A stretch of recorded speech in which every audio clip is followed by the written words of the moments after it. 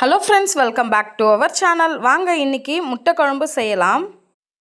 இந்த முட்டை குழம்பு ghee rice, kuska, chapati, white rice, களி எல்லாத்துக்குமே சூப்பரான சைட் டிஷ்ஷாக இருக்கும்.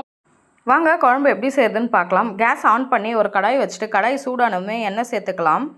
எண்ணெய் காஞ்சதுமே 3 வெங்காயம், 10லேருந்து 15 பல் பூண்டு, ஒரு துண்டு இஞ்சி நறுக்கி சேர்த்துருக்கேன். 4லேருந்து 5 பச்சை மிளகா, 1 ஸ்பூன் மிளகு. நான் 1 ஸ்பூன் மிளகு சேர்த்துருக்கேன். உங்களுக்கு காரத்துக்கு எவ்வளோ மிளகு தேவையோ அதை சேர்த்துக்கோங்க. இது எல்லாமே பச்சை வாசனை போகிற வரைக்கும் நல்லா வதக்கணும். இப்போ வெங்காயம், இஞ்சி எல்லாமே நல்லா வதங்கிருச்சு. இந்த மாதிரி வதங்கினதுமே கொப்பரை தேங்காய் கொஞ்சம் சேர்த்துக்கலாம். இந்த கொப்பரை தேங்காய் குழம்புக்கு டேஸ்ட்டாக இருக்கும். இது கூடவே 1 ஸ்பூன் சோம்பு, பட்டை, 3 கிராம்பு எல்லாத்தையும் சேர்த்து வதக்கிக்கலாம். இந்த மாதிரி வதக்கி செய்கிறதுனால குழம்பு டேஸ்ட்டு நல்லா இருக்கும். இப்போ இது கூடவே 1 பிடி புதினா, 1 பிடி கொத்தமல்லி சேர்த்துக்கலாம். புதினாவும் கொத்தமல்லியும் சேர்த்து ரொம்ப வதக்கக்கூடாது, சும்மா சுருண்டு வந்தால் போதும். பாருங்கள், இந்த அளவுக்கு சுருண்டு வந்தால் போதும். இப்போ ஸ்டவ் ஆஃப் பண்ணி ஆற விட்டுடலாம். ஆற வச்ச மசாலாவை மிக்ஸி ஜாரில் சேர்த்துடலாம். இப்போ இது கூடவே 2 தக்காளி பழம் சேர்க்க போகிறேன். நான் வதக்கிறப்போ தக்காளி போடலை, ஏன்னா புளிப்பு கம்மியாயிடும். அதனால் 2 தக்காளி பழம் கழுவி அப்படியே சேர்த்துருக்கேன். இப்போ இது கூடவே 2 ஸ்பூன் தனியாத்தூள் சேர்த்து நல்லா அரைச்சி எடுத்துக்கலாம். இது அரைக்கிறப்போ ரொம்ப நைஸாவோ இல்லை குறக்குறானோ அரைக்கக்கூடாது, ஒரு மீடியமாக அரைச்சி எடுத்துக்கணும். பாருங்கள், இந்த மாதிரி அரைச்சா போதும். இப்போ மசாலா அரைச்சாச்சு, இது ஒரு பக்கம் இருக்கட்டும். இப்போ குழம்பு தாளிச்சுக்கலாம்.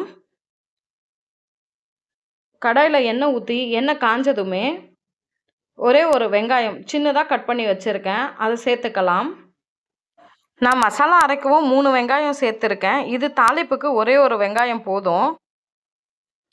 வெங்காயம் வதங்கினதுமே ஒரு கொத்து கருவேப்பிலை சேர்த்துக்கலாம். கருவேப்பிலை சேர்த்து நல்லா வதங்கினதுமே அரைச்சி வச்ச மசாலாவை சேர்த்துடலாம். பாருங்கள், நான் மொத்த மசாலாவும் சேர்த்துட்டேன். இது கூடவே 1 ஸ்பூன் மஞ்சத்தூள் சேர்த்துக்கலாம். இப்போ இது வதக்கணும். இது ரொம்ப நேரம் வதக்கணும்னு இல்லை, ஏன்னா நம்ம எல்லாமே வதக்கி தான் அரைச்சிருக்கோம்.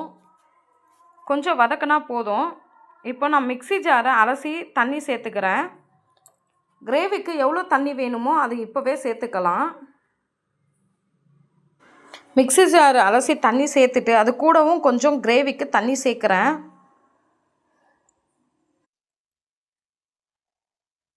இப்போ நல்லா கலந்து விட்டுட்டு குழம்புக்கு தேவையான அளவு உப்பு சேர்த்துடலாம்.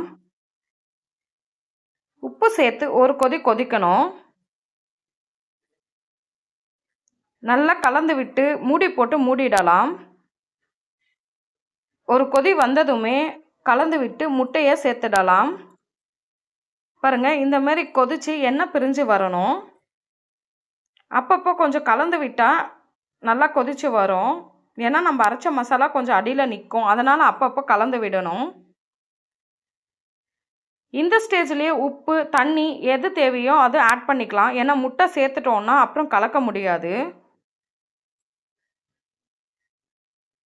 எனக்கு டேஸ்ட்டு கரெக்டாக இருக்குது, நான் முட்டையை ஆட் பண்ணுறேன். இதுக்காக 5 முட்டை வேக வச்சு வச்சுருக்கேன்.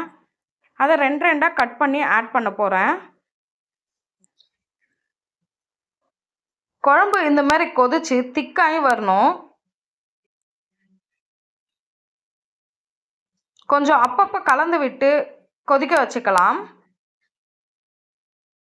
இந்த ஸ்டேஜ் போதும். பாருங்கள், எண்ணெய்லாம் பிரிஞ்சு வந்துருச்சு. அடுப்பு ஸ்டிம்மில் வச்சுருக்கேன். நல்லா திக்காயிருச்சு. இப்போது வேக வச்ச முட்டையை ஆட் பண்ணிக்கலாம். நான் 5 முட்டை வேக வச்சு எடுத்துருக்கேன், அது பாதியாக கட் பண்ணி சேர்க்குறேன்.